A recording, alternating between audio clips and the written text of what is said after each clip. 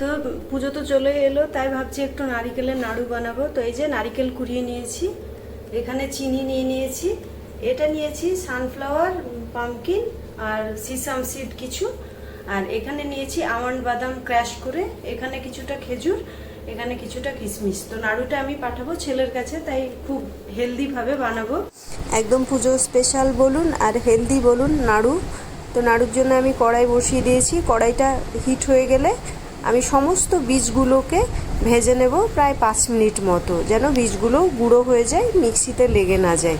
তো আমি দেখলেন এখানে sunflower, pumpkin, watermelon and sesame seeds নিয়ে নিয়েছি। তো প্রায় বীজগুলো ভাজা হয়ে এসছে, তো এগুলো আমি একটা গ্রাইন্ডারে দিয়ে একদম ব্লেন্ড করে গুঁড়ো করে নিয়েছি। আর আমন্ডটা তো আগেই ক্র্যাশ করে নিয়েছি। তো কড়াইয়ে আমি এবার নারকেল কুড়াগুলো দিয়ে দেব, দিয়ে হালকা 5 মিনিট মতো আমি নেড়ে নেব, যে নারকেলের যে জুসটা থাকে মানে মিল্কটা সেটা বেরিয়ে আসবে। তার সঙ্গে আমি অ্যাড করব বাদামটা, যেটা গুঁড়ো করে আগে থেকে রেখেছিলাম, আর তার সঙ্গে প্রত্যেকটা ইনগ্রিডিয়েন্টস আমি একে একে দিয়ে দেব। এটা বীজগুলো দিয়ে দিলাম,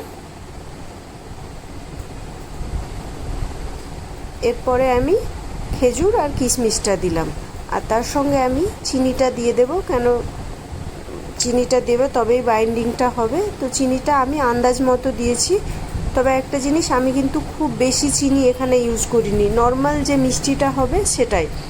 অনেক আমি নাড়ুতে দেখেছি মিষ্টি খুব বেশি থাকে, তো ওটা আমার একদমই পছন্দ না, যে মিষ্টি হবে কিন্তু হালকা হবে।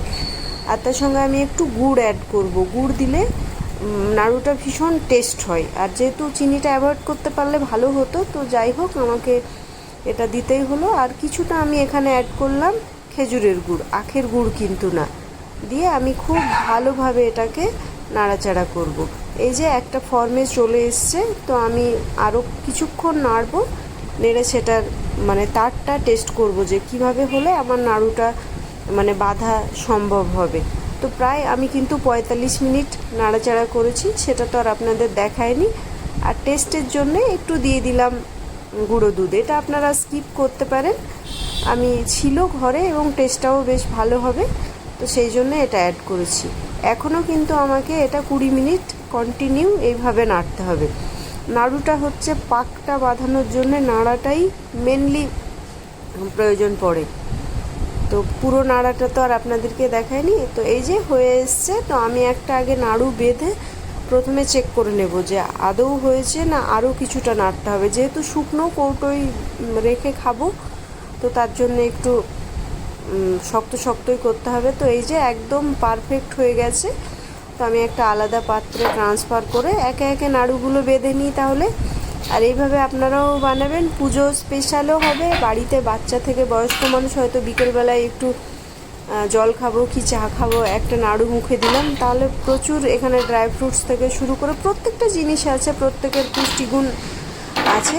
তো এইভাবে বানিয়ে খেয়ে দেখবেন, ভীষণ এটা কিন্তু টেস্টি হয়। আমি এটা ফার্স্ট টাইম বানাইনি, অনেকবারই বানিয়েছি।